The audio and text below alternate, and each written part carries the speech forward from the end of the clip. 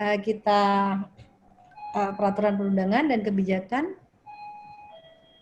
mungkin kalau yang orang HSC udah kenal banget tentang ini, gambar ini juga pasti udah kenal banget karena di mana-mana memang paragrafnya seperti itu. Pertama adalah paling tinggi peraturan kita adalah Undang-Undang Dasar, turunnya adalah Undang-Undang tidak hanya Undang-Undang 170 tapi ada Undang-Undang 13. Kemudian ada Undang-Undang 36 tentang kesehatan dan masih banyak lagi undang-undang. Kemudian kalau di kita ke arah K3 biasanya yang lama itu 170 sama 2003, cuma akhir-akhir ini saya sering menambahkan tentang 36 juga ya. Nah, peraturan pelaksanaannya baru ada peraturan khusus, peraturan pemerintah, peraturan menteri, SE dan semuanya. Nah, seperti itu. Jadi setelah Undang-Undang Dasar, maka kita Undang-Undang 170 itu tentang keselamatan kerja. Jadi kalau misalnya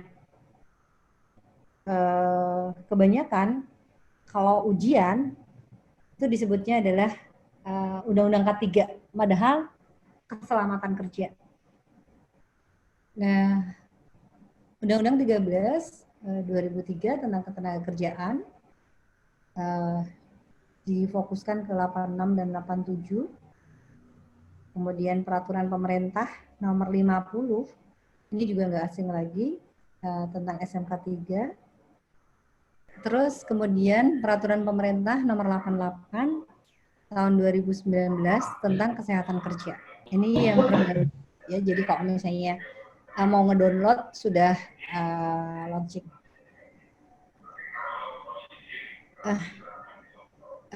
Paragraf 5 di Undang-Undang 13 2003 di pasal 86-nya itu adalah poin kita di ayat 1 dan ayat 2, yaitu perlakuan terhadap keselamatan dan kesehatan kerja. Kemudian untuk melindungi keselamatan kerja atau buruh, itu mewujudkan produktivitas kerja yang optimal, itu diselenggarakan upaya K3 ya. Upaya K3 itu di situ kalau dibaca turunan dari Undang-Undang 170 terkait dengan tujuan K3 ya. Kemudian upaya keselamatan dan kesehatan kerja dimaksud itu memberikan jaminan keselamatan pekerja atau buruh ya, K3-nya, untuk dalam rangka pencegahan kecelakaan dan penyakit akibat kerja, pengendalian bahaya di tempat kerja, tidak terkecuali 5 faktor bahaya itu fisika, kimia, biologi, ergonomi, dan psikologi itu diperhatikan, dilaksanakan oleh perusahaan ya. Di pasal 87-nya terkait dengan pelaksanakan menggunakan sistem. Kalau pelaksanaannya menggunakan sistem, yaitu mau SMK 3, mau OSAS, organisasinya yang melaksanakan, mau komite K3, mau P2K3 itu boleh. Kemudian saya keep. Nah, pada Undang-Undang 170, Undang-Undang tentang keselamatan kerja, itu kalau kita lihat di dalam pengertiannya, itu keselamatan kerja itu bertalian dengan ergonomi kita, yaitu mesin, kemudian pesawat atau peralatan dan perlengkapan kerja, kemudian bahan-bahan, proses, landasan, lingkungan kerja, produk, dan tata kerja melalui pekerjaan. Nah, ini adalah kalau kita ngambil dari Undang-Undang 170. Tapi ada banyak kok definisi. Kalau kita ambil juga salah satunya secara etimologis, secara filosofi, secara keilmuan. Itu terkait dengan keselamatan kerja itu. Jadi kalau misalnya kita lihat salah satunya ya yang paling secara etimologis deh. bahwa memberikan upaya perlindungan yang ditujukan agar tenaga kerja dan orang lain di tempat kerja selalu dalam keadaan selamat dan sehat, dan agar setiap sumber produksi perlu dipakai dan digunakan secara aman dan efisien. Ini terkait dengan di mana letak ergonominya, itu sumber produksi, alat kerja, agar aman dan efisien. Lainnya nggak usah dibahas. Tujuan K3-nya apa sih? Tenaga kerja mendapatkan perlindungan atas keselamatan dalam pekerjaannya. Begitu juga orang lain yang berada di tempat kerja terjamin keselamatannya. Dan yang terakhir adalah sumber-sumber produksi dapat dipakai secara aman dan efisien. Jadi sudah sesuai dengan standar K3-nya. Untuk melaksanakan tujuan tersebut, dengan melalui apa? Bisa kampanye, bisa pemasyarakatan, bisa pembudayaan, bisa kesadaran dan disiplin ya dalam hal ini.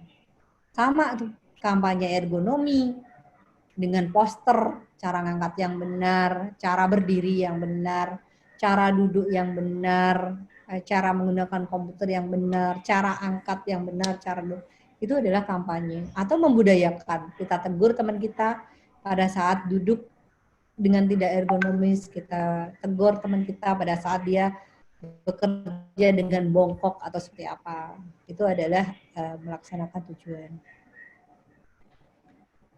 Kemudian Undang-Undang Nomor 1 Tahun 70 tentang Keselamatan Kerja, tempat kerja, ruangan, lapangan, terbuka, tertutup, bergerak atau tidak, ya, untuk tempat kerja. Kemudian pengurus itu adalah penunjuk pimpinan. Nah, pengusaha, orang atau badan hukum, direktur dan semuanya. Nanti dibaca sendiri. Kemudian di bab 2 ada ruang lingkupnya. Pokoknya di Undang-Undang 170 dibaca saja. Kalau orang HSE pasti udah hafal, udah banget. Kemudian di pasal 4-nya ini yang agak terkait dengan perkembangan ilmu pengetahuan dan teknologi dapat ditetapkan lebih lanjut, ya. Jadi prinsip-prinsip ergonomi bisa diterapkan di sini dari mulai tahap perencanaan sampai ke pemeliharaan. Kemudian di pasal 5 itu adalah direktur, karena kan Undang-Undang 170 ada 18 ya, 18 pasal. Kemudian berikutnya pembinaan, kemudian pasal 10-nya P2K3, terus kecelakaan, kemudian hak kewajiban. Berikutnya di pasal terakhir, di pasal 18 itu adalah menetapkan bahwa Undang-Undang 170 sebagai Undang-Undang Keselamatan 12 Januari 70. Dan kewajiban pengusaha memenuhi ketentuan undang-undang ini. Itu di pasal 16-nya. Jadi antara pasal 16 sama pasal 18 itu adalah memang pidana. Nah, yang denda ini sudah disesuaikan ya, tidak 100.000 lagi, tapi bisa disesuaikan. Peraturan pelaksanaan tertinggi itu adalah peraturan pemerintah, itu adalah peraturan tertinggi di dalam aturan pelaksanaan K3. Banyak banget aturan-aturan, yaitu PP nomor 7 tahun 73 tentang pengawasan, PP 50 nomor tahun 2012 tentang SMK 3, PP 88 tahun 2019 tentang kesehatan kerja, Perpres nomor 7 tahun 2019 tentang penyakit akibat kerja. Setelah peraturan pemerintah itu adalah Perpres. Setelah Perpres itu adalah peraturan. Contoh yang sekarang sedang adalah pandemi COVID. Apakah pandemi COVID itu bisa dikatakan dengan penyakit akibat kerja? Ternyata di dalam klausulnya sedang dirapatkan untuk menjadi PAK karena sangat-sangat cepat. Dan itu dia pencegahannya juga diaturkan dalam peraturan Menteri Kesehatan. Yang terbaru adalah peraturan Menteri Kesehatan 328. Jadi kalau Bapak Ibu mau memperhatikan kepada pekerja tentang menindaklanjuti PP 88 tentang kesehatan kerja dan Perpres 7 2019, Bapak dan Ibu bisa membuka peraturan Menteri Kesehatan 328 tentang pencegahan COVID di tempat kerja. Itu udah jelas banget harus apa yang kita lakukan, harus seperti apa yang kita, bagaimana ergonomi kita, cara ergonomi kita untuk thermal screening, bagaimana ergonomi kita untuk mencuci tangan, posisi mencuci tangan gitu. Itu udah dipertimbangkan. Kemudian setelah itu baru ke manusianya. Jadi di dalam Permen 176 itu adalah tentang dokter perusahaan. Kemudian tentang paramedisnya 179 itu adalah berarti personel K3-nya. Selain ada ahli K3 umum, ahli K3 lingkungan kerja, ahli K3 kimia, ahli K3 listrik, ini ada juga di bawahnya. Yang pertama saya bahas ini adalah tentang terkait dengan kesehatan kerja, bahwa setelah ada personelnya, dokternya harus K3, paramedisnya harus K3, maka pemeriksaan kesehatan tenaga kerja pun akan sesuai dengan penyelenggaraan keselamatan kerja, termasuk keluhan ergonomi. Jadi kenapa di Rentokil ada penemuan terkait ergonomi, karena yang mungkin selama ini tidak terjamah atau tidak terdetek tentang risiko ergonominya itu sendiri. Padahal risiko kesehatan ada 5. Ada karena kimia, ada karena fisika, ada karena biologi, ada karena ergonomi, dan ada karena psikososial. Kemudian seperti apa kelanjutannya setelah dilakukan pemeriksaan kesehatan, temukan penyakit akibat kerja, maka ada sistem pelaporannya tentang penyakit akibat kerja. Nah, untuk itu semua, supaya tidak terjadi PHK, kemudian pemeriksaan kesehatan bisa berkala, ada yang namanya pelayanan kesehatan kerja. Nah, pelayanan kesehatan kerja itu meliputi apa saja? Banyak sekali. Dari petunjuk pemakaian asbes, petunjuk bekerja yang benar ergonominya, itu termasuk di sana. Kemudian ada Permen nomor 3 tahun 86, syarat K3. Semuanya ini banyak banget tentang peraturannya. Nanti Bapak Ibu silahkan baca. Nanti ini peraturannya lumayan oke, atau lumayan nakik. Sampai Permenaker 5 2018 tentang K3 lingkungan kerja, sampai Permen 8 2020 tentang keselamatan kerja pesawat angkut yang terbaru 2020. Terus kemudian dan banyak banget. Kemudian yang terakhir adalah yang paling rendah adalah surat edaran Dirjen Binasaker. Dari mulai Kepmen ke atas itu adalah sifatnya adalah wajib, ya, compulsory ke atas. Jadi Kepmen, Permen, PP, Peraturan Presiden, Peraturan Undangan itu adalah wajib. Namun kalau surat edaran, kemudian keputusan Dirjen, itu adalah sifatnya adalah voluntary, ya, sebagai anjuran. Nah, kemudian banyak banget ini kita nggak usah bahas, ini juga nggak usah bahas. Nah, penjelasannya tentang peraturan-peraturan di bidang kesehatan, lingkungan kerja, ya. Ini ada spektrum negatif, itu adalah gangguan kesehatan. Baik yang timbul dari pekerjaan, termasuk ergonomi, maupun yang kemudian akan fatality dan penyakit akibat kerja. Jadi intinya adalah cederakah atau cacat, kerusakan asetkah atau tidak, gangguan proseskah, PAK, kerusakan lingkungan, dan semuanya. Kemudian spektrum positifnya apa? Yaitu ada pencegahan kecelakaan dan penyakit akibat kerja, kemudian promosi kesehatan di tempat kerja, pemeliharaan kesehatan, ya, yang endingnya adalah goalnya adalah derajat kesehatan fisik dan mental dan emosional yang tinggi. Kalau ini berhasil, maka akan menekan tingkat absensi, makanya disebutnya spektrum positif, akan efisiensi biaya, kualitas produk meningkat, meningkatkan kepuasan kerja, produktivitas kerja, dan meminimumkan tingkat kecelakaan. Itu adalah beberapa hal terkait dengan peraturan terkait dengan kesehatan dan lingkungan.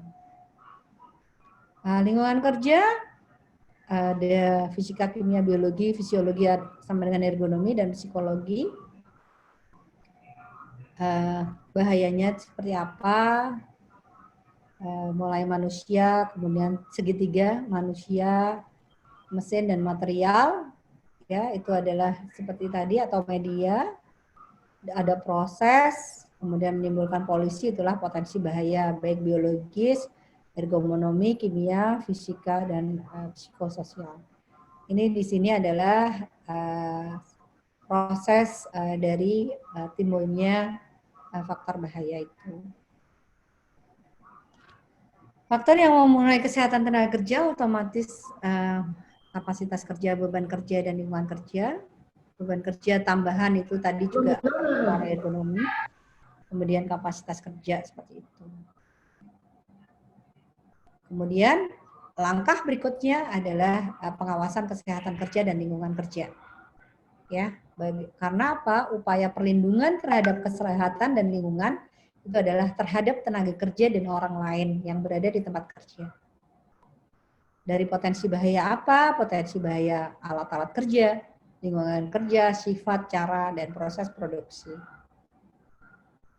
Objek pengawasannya dari mulai pelayanan kesehatan kerja, termasuk aspek ergonomi ada di pelayanan kesehatan kerja, dokter perusahaan, pemeriksaan, PAK, paramedis, kemudian dan semuanya, masih banyak lagi objeknya. Kemudian kalau yang objek lingkungan kerja dari mulai pengendalian bahan dan semuanya ini, ya. Mekanisme pengawasan kesehatan kerja dan lingkungan kerja itu monitoring lingkungan kerja. Jadi termasuk monitoring ergonomi kerja. Jadi dua hal ini di dalam 5 hal dari baik fisika, kimia, biologi, ergonomi dan psikologi, dari hasil monitoringnya dia ke risk pekerja. Makanya ada health risk assessment termasuk ergonomi ada di dalamnya. Lingkup pengawasan kesehatan dan lingkungan kerja mulai dari identifikasi dan evaluasi faktor bahaya, kemudian sumbernya seperti apa, dan identifikasi objek pengawasan KK. Ini adalah lingkup pengawasannya ya. Jadi tidak hanya kadang-kadang datang cuma melihat sudah dilakukan monitoring belum, tapi termasuk dari cara kerja, ini adalah ergonomi dan sifat pekerjaan ini juga. Jadi kebanyakan ini tuh tidak terjamah. Yang terjamah adalah lingkungan kerjanya doang. Yang hygiene industry kebanyakan sama safety. Kemudian pengawasan lingkungan kerja, informasi, kemudian dilakukan pengukuran, standar evaluasinya seperti apa, perbaikan lingkungan kerjanya seperti apa. Karena apa? Perlu persyaratan untuk pengendalian seperti apa. Misalnya contohnya adalah ternyata bangku yang disediakan secara ergonomi itu tidak ada nih, tidak ada untuk ngejas. Jadi bangku yang disediakan tidak bisa di-adjustable. Pengendaliannya seperti apa supaya tetap berjalan. Begitu dimensi tubuh secara antropometri dibanding dengan kursi yang ada lebih atau menjadi kayak orang duduk gitu. Jadi kayak atau gini adalah gantung aja deh, gantung yang terbayang ya. Ternyata gantung dengan dimensi saya tinggi badan misalnya 150 misalnya. Dengan kursi yang memang tidak bisa di-adjust, otomatis kaki saya akan menggantung dan itu adalah tidak boleh. Persyaratan pengendaliannya seperti apa? Sediakan rest, ya, sediakan pijakan kaki. Kemudian terlalu besar kursinya, saya tidak bisa menyandar. Sediakan sandaran punggung, yaitu bantal. Itu adalah hal-hal yang perlu dilakukan pengawasan terhadap ergonomi. Itu seperti itu. Ini problem solving cycle-nya boleh di itu ya, kalau misalnya comparison, kemudian problem recognition and description-nya seperti apa. Baru dianalisis sebabnya apa, kemudian setting prioritasnya, yang mana prioritas, kemudian development solusinya seperti apa. Kemudian kita pilih tuh yang paling tepat. Oh iya ya, harus pakai REST nih. Enggak deh, belikan kursi, punya duit banyak. Nah, gitu. Baru terus implementasi. Kemudian setelah diimplementasi juga dilakukan monitoring dan evaluasi. Nah, ini bahan kimia tidak usah kan, karena kita bicara ekonomi. Pemeriksaan kesehatan juga sama ya. Itu adalah peraturan-peraturan yang terkait dengan K3 dan masih banyak lagi. Automatically kalau misalnya Bapak Ibu ergonomi memang lebih ke arah kesehatan pekerjanya. Itu yang bisa saya sampaikan.